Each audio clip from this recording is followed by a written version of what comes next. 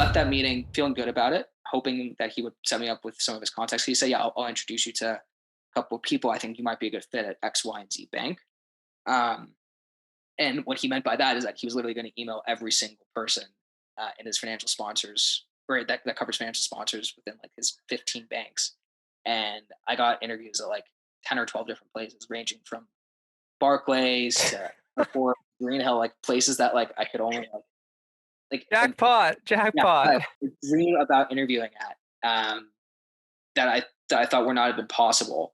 And that caliber, those interviews were another caliber, like they were another level. But wait, before you even go there, did you see the emails that did he CC you on these outreach emails?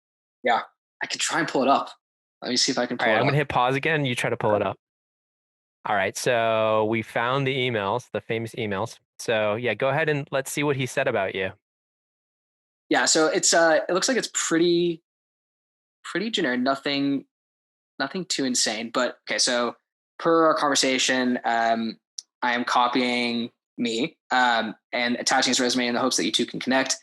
He's very interested in a summer investment banking internship, and we would both appreciate your assistance in helping him navigate the process at X, Y, or Z bank. And this is what he sent to so many places. I'm looking at it right now. Like I'm seeing BMO, Goldman, Barclays, like all these places that you get a partner at a private equity shop to basically vouch for you and send to all his contacts at 20-ish banks.